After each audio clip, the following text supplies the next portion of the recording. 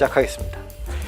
자, 우선 오늘 얘기하기 전에 영화라는, 사실 요즘은 이제 영화보다 OTT나 드라마 쪽에 훨씬 더 많이 작가분들이 하고 싶어 하시는 경향들이 있는데, 오늘 제가 말씀드리고 싶은 거는 그 드라마든 영화든 이 상업예술이라는 겁니다.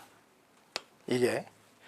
근데 드라마는 좀 덜하지만 영화 쪽에는 이 상업영화와 예술영화의 경계가 모호해요, 사실 되게. 그래서 오늘 그걸 좀 정리를 해드리고 상업영화 쪽의 이야기를 중심적으로 하겠습니다.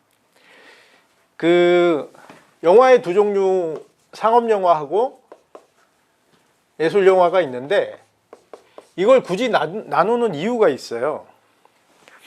처음으로 이 상업영화의 목표는 이익이에요. 이익. 투자 이익입니다.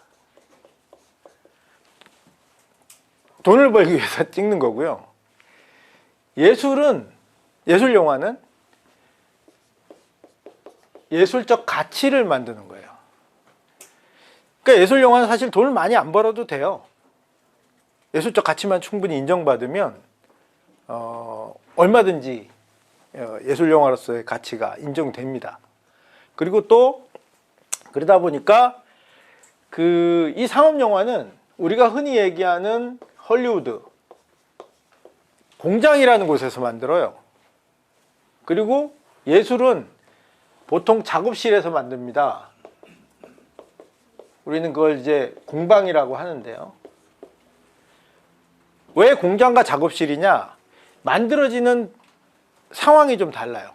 상업은 시스템에서 만듭니다. 그리고 예술은 개인 작업이에요. 상업영화에서 예술영화는 감독이 예술영화를 찍으면 감독이 바뀌질 않아요. 감독이 찍기도 하고 쓰기도 하고 심지어 연기도 해요. 근데 상업영화는 감독이 찍다가 감독이 바뀌기도 합니다. 작가 한 명이 대본을 다 쓰지 않아요. 대부분의 영화는 3명 내지는 4명의 작가가 씁니다. 초고를 쓰는 작가가 있고요. 그리고 그거를 구성을 윤색하는 작가가 있고, 나중에 대사를 손보는 작가들이 있어요. 그래서 각색상이라는 것도 있어요. 그건 뭐냐면 시스템이 만든다는 거예요. 한 개인이 만드는 게 아니라. 그러니까 공장에 가깝습니다, 사실은. 그러다 보니까 이 상업영화는 극장에서 오픈합니다. 그리고 박스오피스가 중요해요. 근데 예술영화는 어디서 오픈해요? 영화제에서 오픈합니다. 그리고 상을 타야 돼요. 차이가 있어요. 물론 예술영화도 극장에 갑니다. 가는데 절대 그냥 가지 않아요. 반드시 영화제를 거쳐서 갑니다. 그럼 영화제에 거쳐서 상을 받고 개봉하는 영화, 예술영화라고 생각하시면 돼요. 근데 제가 왜 오늘 굳이 상업영화, 예술영화를 나누느냐? 오늘 강의를 들으러 오셨는데 이 예술영화는 가르치지 않습니다. 더 정확하게 얘기하면 가르칠 수 없어요. 이 예술영화는 개인의 능력에 의해서 만들어지는 거예요. 봉준호 감독이 누구한테 배웠을까요? 학교에서 배웠겠지. 사회학과 나왔으니까. 뭔가 사회적인 생각과 인문학과 뭐 이런 걸 하다가 내가 이걸 예술로 표현해봐야겠다 시작해서 한 거예요. 봉준호 감독을 상업영화 작가라고 알고 계신 분들 많지만 아닙니다. 봉준호 감독님은 예술영화예요. 예술영화 작가입니다. 그런데 왜 이렇게 흥행하느냐? 흥행하고는 관련 없어요. 예술영화는. 흥행해도 되고 안 해도 돼. 하면 더 좋지.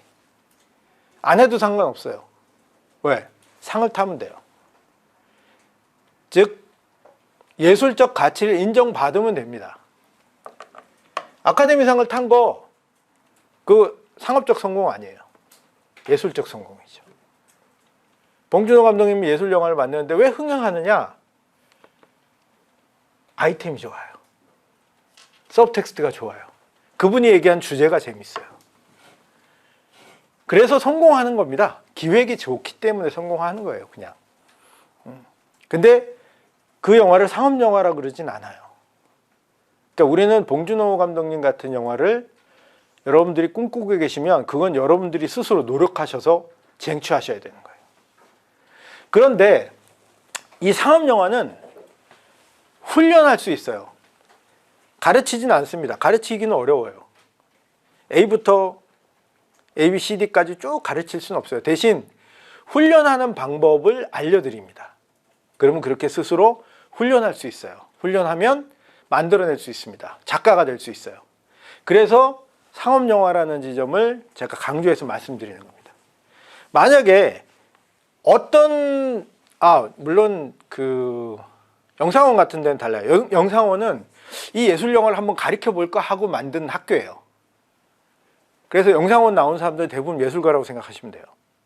그리고 감독들이나 교수들도 다 예술 감독들이에요. 거기는 왠지 배울 수 있을 것 같아서 가요.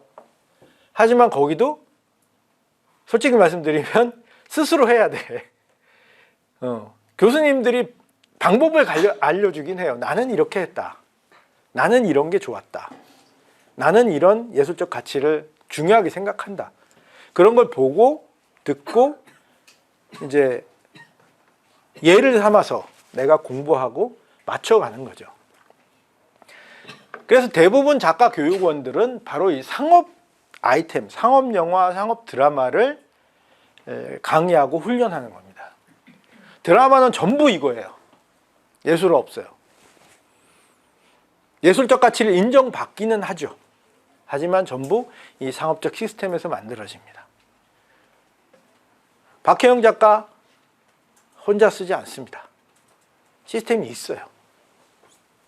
물론 혼자 많은 고민을 하지만 있어요. 그러면 상업영화란 뭐냐? 자, 이런 특징들을 가지고 있는데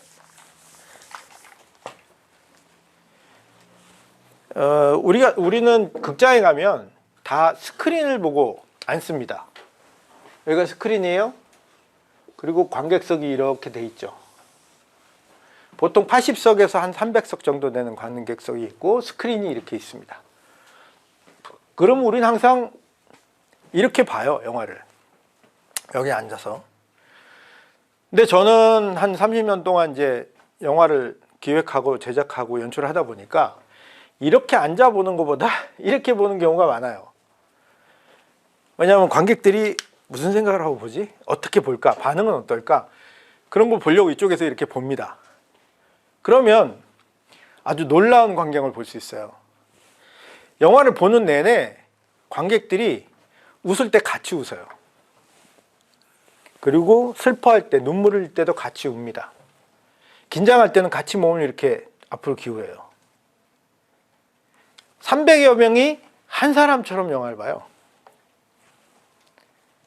한 사람이 영화 보듯이 거의 비슷한 반응을 보여줘요.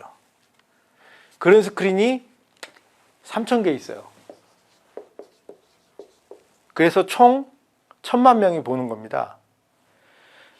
다 똑같지 않다고 칩시다. 1,000만 명에 50%만 한 사람처럼 봤다고 쳐요. 500만 명이 한 사람처럼 움직이는 거예요. 한번 상상해 보세요. 누가 그걸 그렇게 만들 수 있을까요? 세상에 어떤 사람들도 개인적인 능력으로 그걸 만들어내지는 못합니다. 근데 영화는 해요. 왜? 영화는 2000년 동안 만들어 놓은 스토리텔링을 전부 함축시켜 놓고 있기 때문에 가능한 거예요. 우리는 그거를 앞으로 고민하고 생각할 거예요. 이게 상업영화입니다. 300여 명이 한 사람처럼 영화를 보게 만드는 거. 이게 상업영화예요. 그러면 상업영화 작가는 이 일을 해내야 돼요. 어떻게 해내느냐? 여기 서서 이제는 감상하는 입장이 아니라 스크린의 뒤편에서 관객들을 보고 그들을 매료시킬 이야기를 생각하고 상상해야 되는 지점으로 가야 돼요. 이게 상업영화 작가, 상업드라마 작가입니다. 원래부터 힘든 일이에요. 원래부터 어려운 일입니다. 그러니까 하루아침이 되는 건 불가능하겠죠. 그런데 나는 이 몇 년 동안 고민을 했는데, 몇 년 동안 써왔는데 왜 안 되지?